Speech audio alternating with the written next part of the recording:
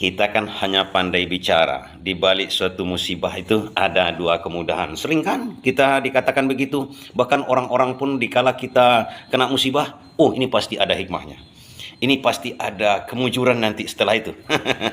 Padahal kita pada waktu celaka itu bingung. Kok ini terjadi sama saya? Kok Tuhan tidak menjadikan seperti musibah kepada kita itu kepada orang lain? Kok kita aja? Alangkah malangnya kita. Alangkah kita tidak disayang oleh Yang Maha Kuasa. Sering kita begitu kan? Nah, ini saya buatkan sebuah ilustrasi agar kita mengerti apa itu teori hikmah yang ada dalam Al-Quran. Dalam Al-Quran kan dikatakan begini, di balik suatu kesulitan, satu kesulitan, ada dua kemudahan. Tapi sebenarnya apa kira-kira?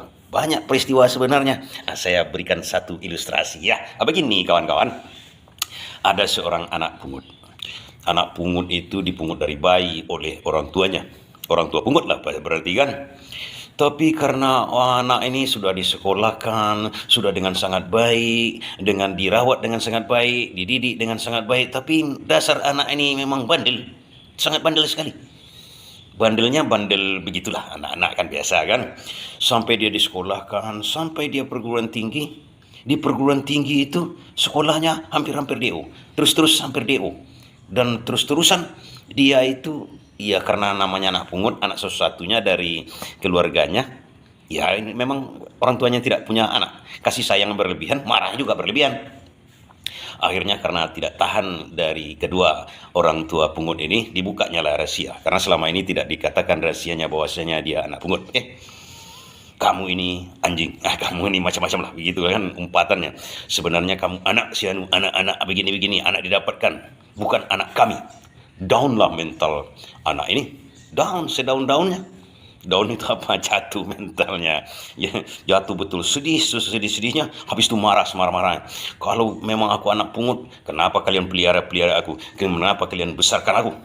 Akhirnya dia jadi dendam sama orang tua pungutnya. Orang tua angkat katanya namanya sekarang, diperhaluskan. Begitu dia merasa dendam, akhirnya dia pergi dari rumah itu. Tidak mau jumpa lagi. Aku kan sudah diusir. Pergi melalang buana dengan kekerasan tekad karena amarahnya tersebut. Dia dikatakan karena pada waktu itu dia kan tidak lulus. Memang udah DO dari perguruan tingginya. Maka ini maki-maki oleh orang tuanya. Memang kamu dasar orang bodoh. Dasar bibit kamu orang bodoh. Kira-kira begitulah kan. Pergilah dia keluar dari rumah tersebut. Kemudian di dunia ini, di kehidupan ini dibuktikan diri. Karena saking amarahnya, energinya keluar untuk membuktikan dirinya hebat. Singkat kata, akhir-akhirnya dia menjadi direktur utama sebuah perusahaan, kemudian mempunyai usaha, akhirnya menjadi konglomerat. Kemudian sampai pada titik tersebut, amarah, benci, energi marah tersebut membuat dia akhirnya tersadar. Tersadarnya kenapa? Dia pulang balik ke orang tua pungutnya. Ada sesuatu yang ingin disampaikannya kepada orang tua pungutnya ini. Apa itu? Itu yang bingung kita kan. Di sini letak kunci teori hikmah. Di saat dia sudah di puncak, mempunyai 100 perusahaan yang sudah mengalir kepada dia, di situ ada titik kecerahan sama dia. Ini yang saya katakan. Dia balik ke tempat orang tua pungutnya. Orang tua pungutnya masih hidup, sehat. Begitu melihat dia, terkejut orang tuanya. Ini pasti anak ini sakit hati, membalas dendam sama dia. Akhirnya orang tuanya meminta maaf sama dia. Minta maaf kenapa? Karena telah mengusir dia, telah membuat dia keluar dari rumah tersebut. Karena terasa sama orang tuanya ini begitu malangnya kehidupan, begitu kerasnya kehidupan di luar. Tapi apa yang dijawab oleh si anak ini? Yah, ibu katanya, bapak, ibu, barangkali ini memang jalan hidup.